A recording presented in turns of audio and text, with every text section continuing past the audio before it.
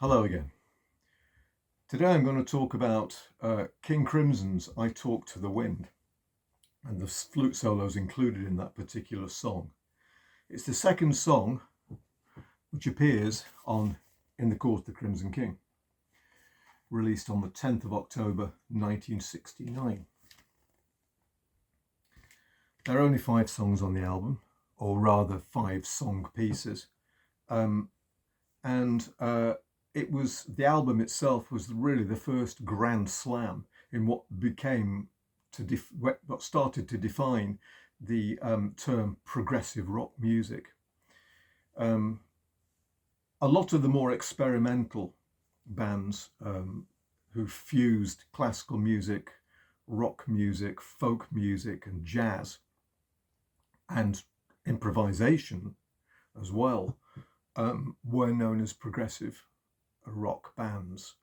The classical progressive rock bands were King Crimson, Yes, Van der Graaf Generator, Genesis, Gracious, T2, Egg, and a whole host of others as well. Beggar's Opera, another one. The other kind of progressive rock, which was also included in the style, were bands like Deep Purple and Black Sabbath, Free, Led Zeppelin. Everyone at that particular time was called progressive. So as to differentiate pure pop music from the corporate establishment, bands like Pickety Witch and Edison Lighthouse and other such bands, which were looked on as slight in a sense, and they were there to make money. The progressive rock bands were treading the ground where it was unique at that particular moment in time. They were following new pathways. As David Cross of King Crimson once said to me, they were crossing the bridge while it was being built, which was probably quite an apt metaphor for what was going on in that particular style of music. Anyway, I Talk to the Wind has 2 flute solos. There's a central solo and an end solo, a coda, and each have their own particular problems. They were both played by Ian MacDonald, who was the saxophonist, flautist, clarinet player, and mellotron player and keyboard player with the band. The other members of the band were Robert Fripp, guitar, at this particular moment in time, in 1969. Greg Lake on vocals and bass guitar, Michael Giles, who played drums, and also Peter Sinfield, who was formerly a roadie and who became their lyricist and lights operator, and he was drafted in as a full-time member. So, I Talk to the Wind. The flute solo is played over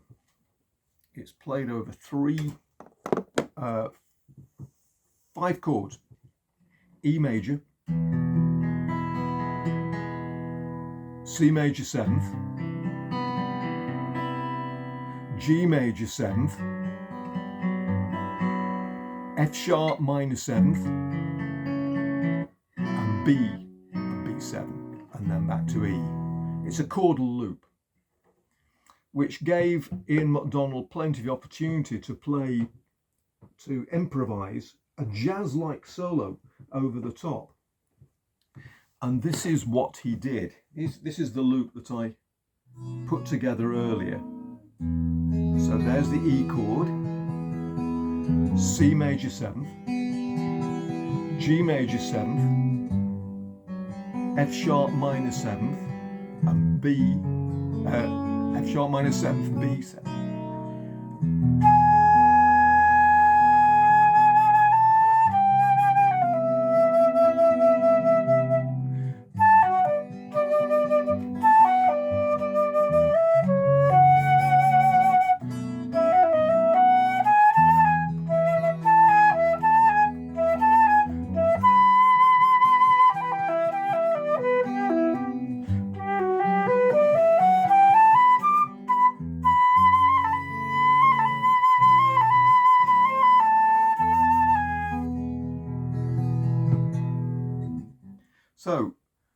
we have really is it's a piece beginning on the note G sharp.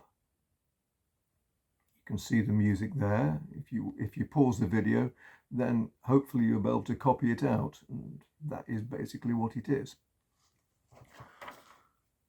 First of all, Ian plays a line G sharp rising to A over the E chord, and then falling to C major 7th. So it's just an upward curve and a downward curve, playing round the chords. And then over the G major 7th,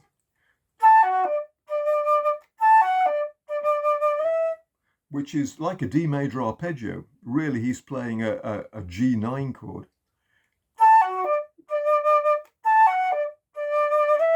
And then F sharp 7,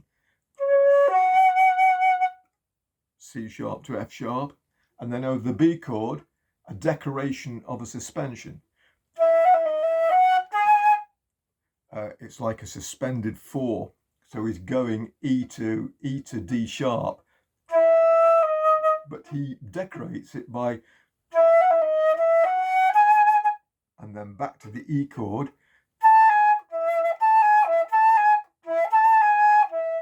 That's interesting as well, because he uses A, G sharp and E suspension.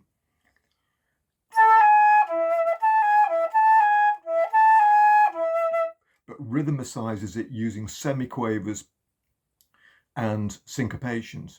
C major 7th, which follows it, is like which is like an arabesque. A B coming down to G, going back up to B, G in E, and then an arpeggio downwards, which again is like a C9 chord. And then the G major 7th chord, which follows it, which is like a G major arpeggio and scale.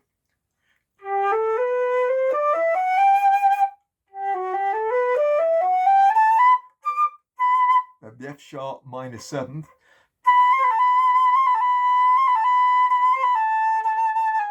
which is like a B, C, B, A, B, C, B, A, B.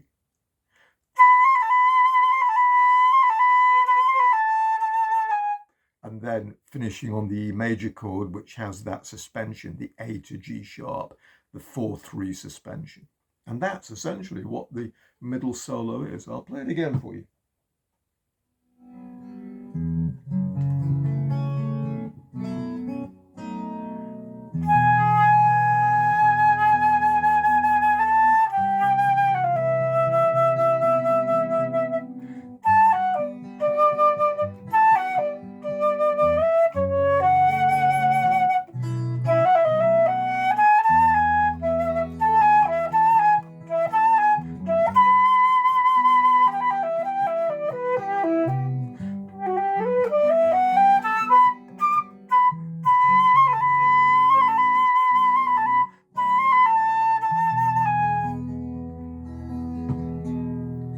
So you can hear the whole thing, which sort of puts it in context. It's well worth listening to the recording. You'll find it on YouTube, or you can even go out and buy the album or the CD now, or whatever. The last solo again uses a lot of these little roulades, these arabesques, as I like to call them.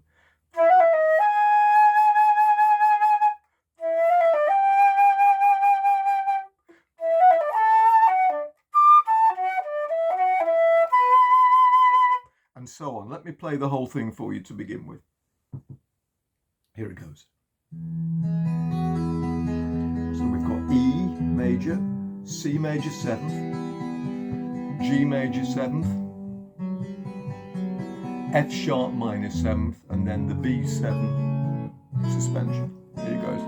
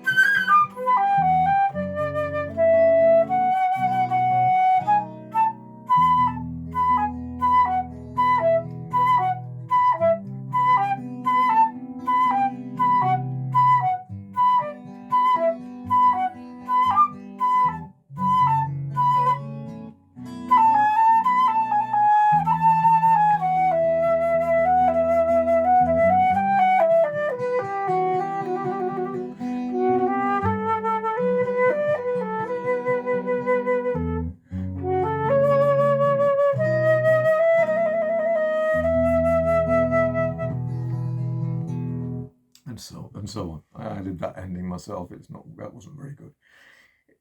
Ian's playing at that particular time was magical. And if you listen to the live recordings, they're never the same twice. He makes them up as he goes along. This end solo is unique because over the E major 7th chord, of course, begins it, you have E, F sharp, E, D sharp, G sharp. And then a similar move in the next chord.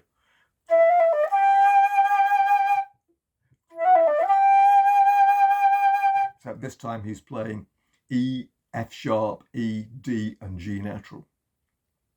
And then in the G major 7th chord, he spaces it out a bit more. So E, F sharp, E, D, A, and then a series of arpeggios.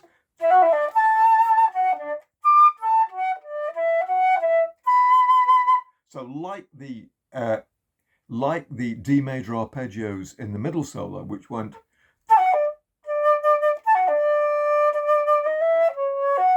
here, he does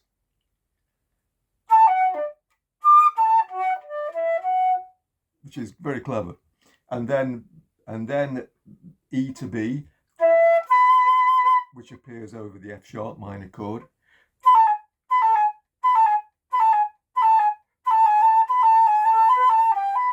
That is very interesting because we have a series of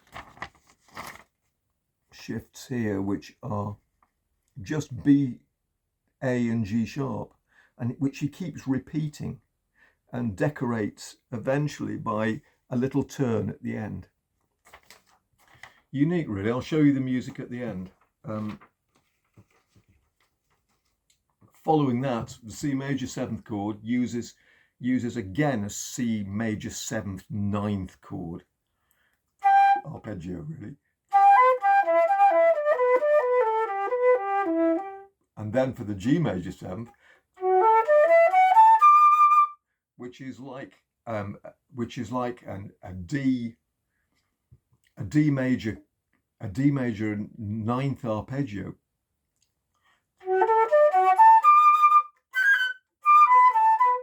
With that little turn at the top. So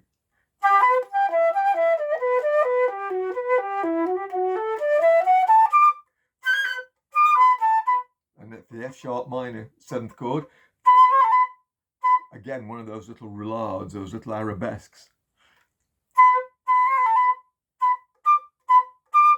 I've had a series of syncopations on D, top D and B, which is right there. You'll see. And then he plays a downward arpeggio. It's an E major 7th chord, but he puts D naturals in it.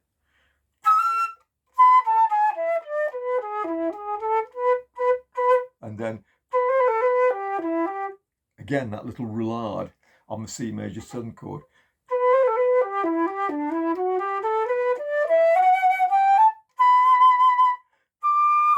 And then these little chromatic runs from D to B, these little repeated motifs.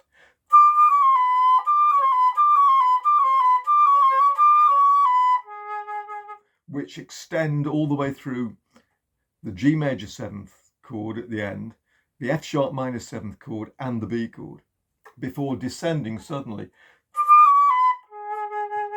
to low G sharp.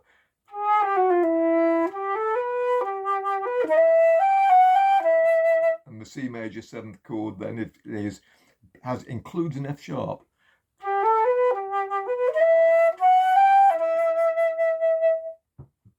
And then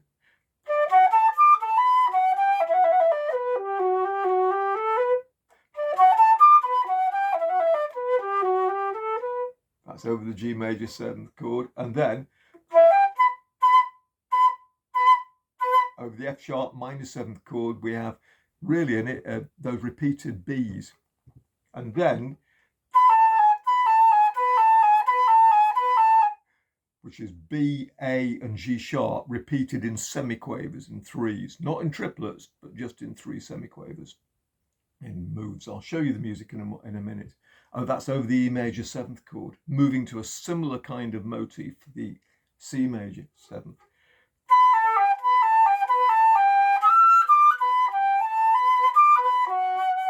G major seventh.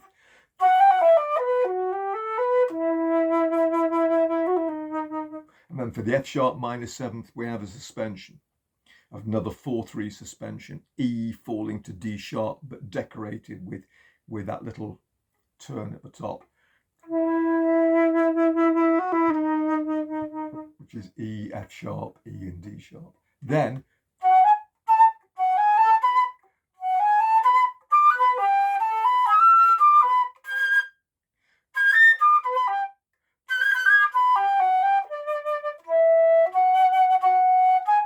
that's probably the most difficult section because it goes right up into the high register to G and A.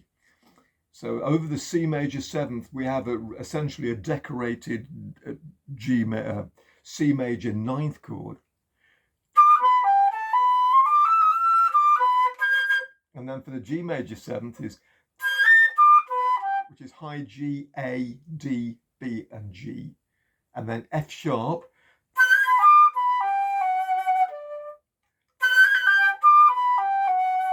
which is like a G major seventh chord arpeggio, and then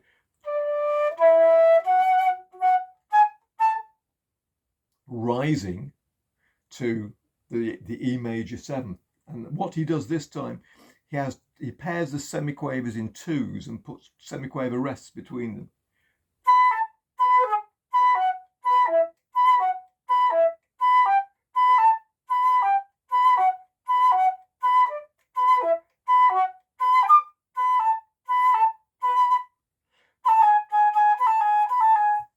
And you can hear it, that's what happens when the fade, there's a cross fade, so the song fades out.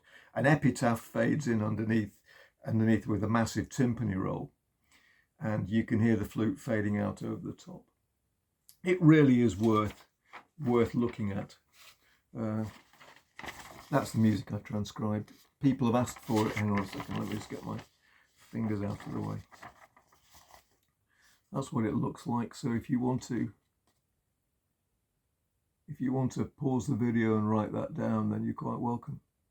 And you'll enjoy playing it. It takes a bit of learning.